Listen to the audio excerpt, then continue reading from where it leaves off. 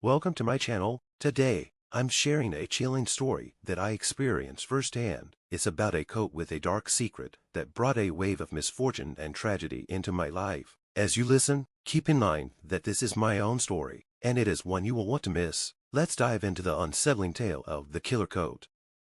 I never imagined that a simple trip to a thrift store would change my life forever. It was a dreary Saturday afternoon, and I was browsing through the aisles of an old second-to-hand shop in search of a unique addition to my wardrobe. That's when I spotted a coat that seemed to radiate an eerie allure. It was a deep, midnight blue, with intricate patterns that seemed almost alive.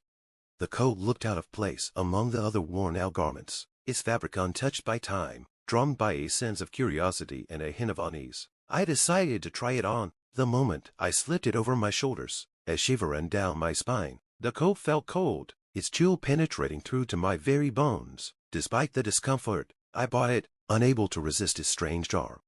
At first, everything seemed normal, but soon after I began wearing the coat, strange things started happening. It began subtly a feeling of being watched, whispers in the dark, and the tragedy started. My closest friend was involved in a car accident, narrowly escaping death. A colleague at work faced a devastating financial ruin. The once innocuous coat seemed to cast a dark shadow over everyone I knew.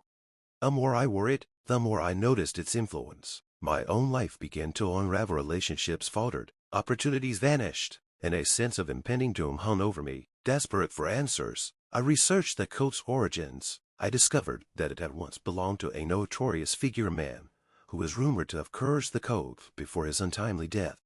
As I dug deeper, I learned that every owner of the coat faced unimaginable misfortune. It was said to be cursed, a vessel for a malevolent force that thrived on spreading despair. The coat had claimed countless victims, each one suffering a series of tragic events before it moved on to its next unwitting owner.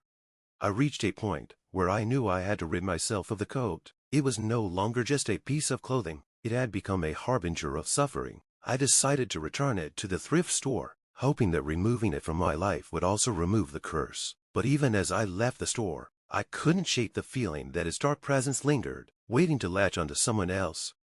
The coat's influence didn't stop with me. Over time, I heard stories of others who had encountered the same misfortunes after wearing it. The coat had become a legend in its own right, a symbol of the dark forces that can linger in the most unexpected places.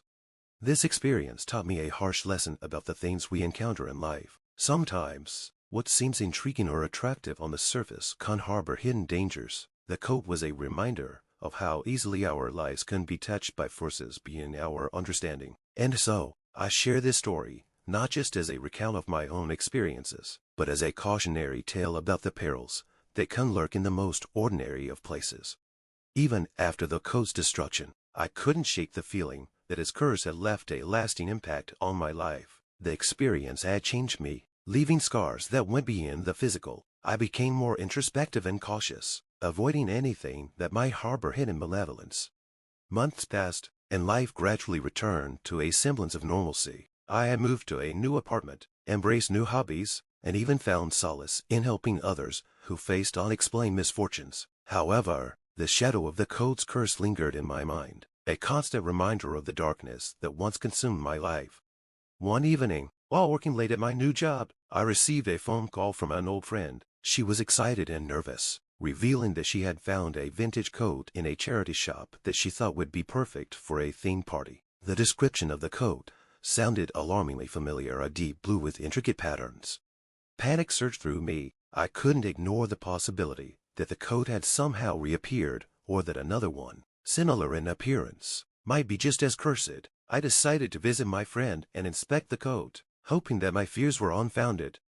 When I arrived at her apartment, she greeted me with enthusiasm, leading me to the coat draped over a chair. The sight of it was enough to make my blood run cold. It was identical to the coat I had destroyed, same deep blue, the same intricate patterns. My heart raced as I approached it, feeling the same unsettling chill I had experienced before.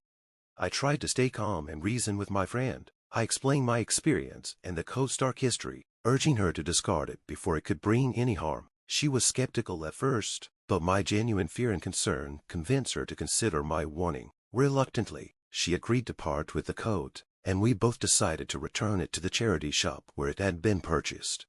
As we approached the shop, we were met by an elderly shopkeeper who seemed oddly familiar with the coat's history. He revealed that the shop had recently received a large donation from an estate sale, and the coat was among the items. He mentioned that the previous owner had been a collector of rare and unusual items, and some of them had strange, even sinister, reputations.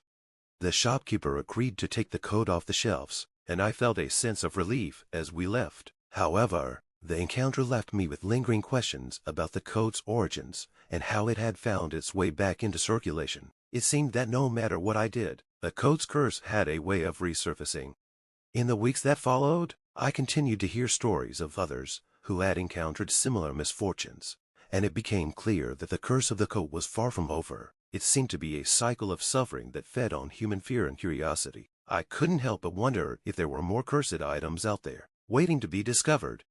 Determined to break this cycle, I sought out experts in the field of paranormal studies and occult artifacts. I collaborated with them to develop methods for identifying and neutralizing cursed objects before they could cause harm. We established protocols for detecting malevolent influences and educating the public about the dangers of such items.